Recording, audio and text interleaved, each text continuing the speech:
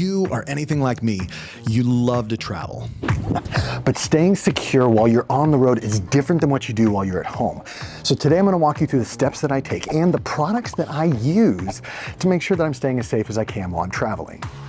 Today marks the start of my tour of Europe, where I'll be meeting with some of the biggest names in the security industry like Proton, Yubico, NordVPN, and others. I've been preparing for this for a while, and I'm excited to have you along, so buckle up. This is gonna be fun.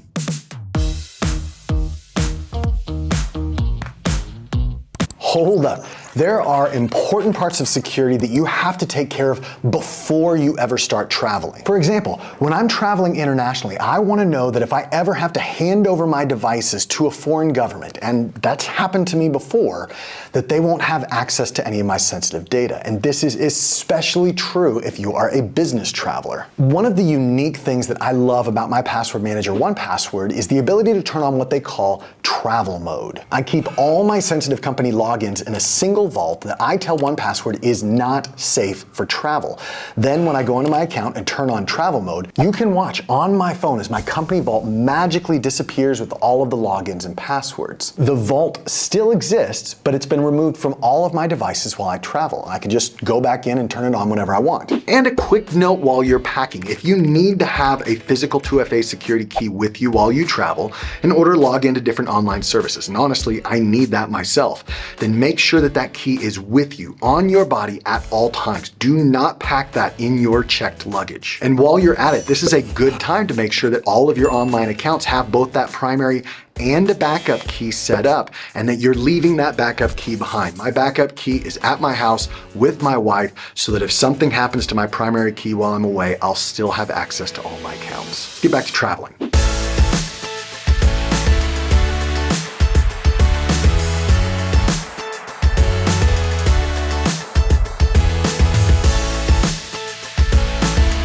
So one of the most important things that I bring with me, not just when I travel, but pretty much anywhere I go throughout my workday, is this backpack by Pacsafe. I love this thing. I mean, not only is it small and it can carry my computer and the things that I want anywhere I go, it also locks up. This is great to just give me a peace of mind that I'm not gonna get just pickpocketed by having my backpack on my back. It also has an exo mesh that means that someone can't just take a knife and rip through this and steal whatever they want to. So this backpack is always with me anywhere I go.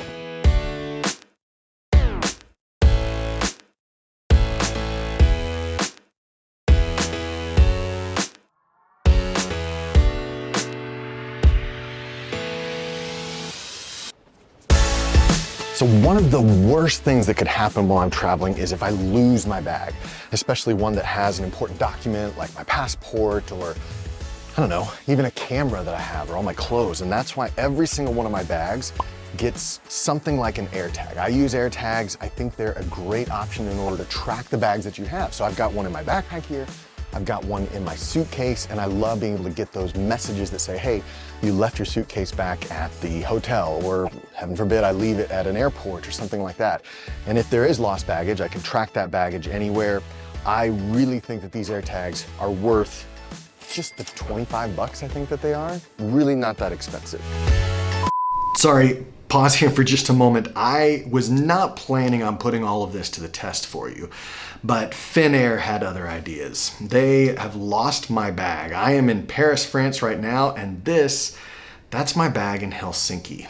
The AirTag may not get me my bag back, but at least I can track where it's at while I put in this request to get my bag and hopefully get it before the end of my trip. In the meantime, I'm just gonna have to buy another shirt because I got nothing to wear. All right, back to the scheduled programming.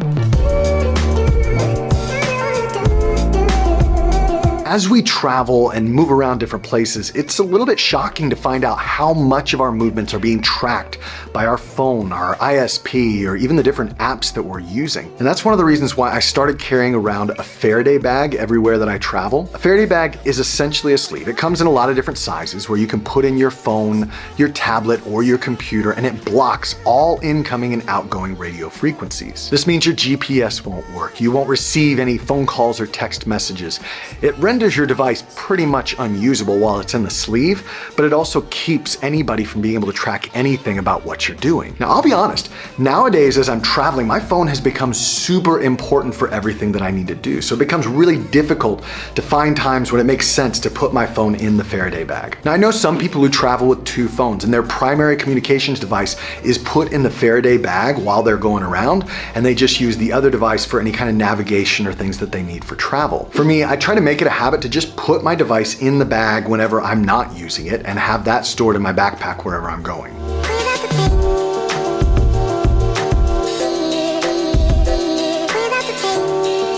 When traveling, I'm always cautious about connecting to public Wi-Fi networks, whether that's at the airport, at a hotel, or elsewhere.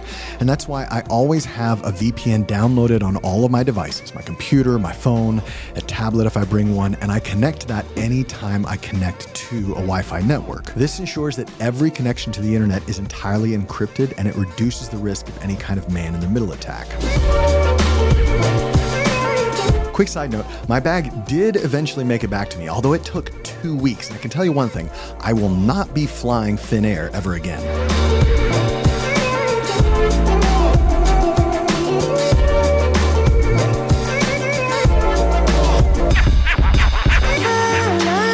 I am finally back in my office, and there's one more thing that I do that I feel like most people get wrong when it comes to travel and security, and that's this.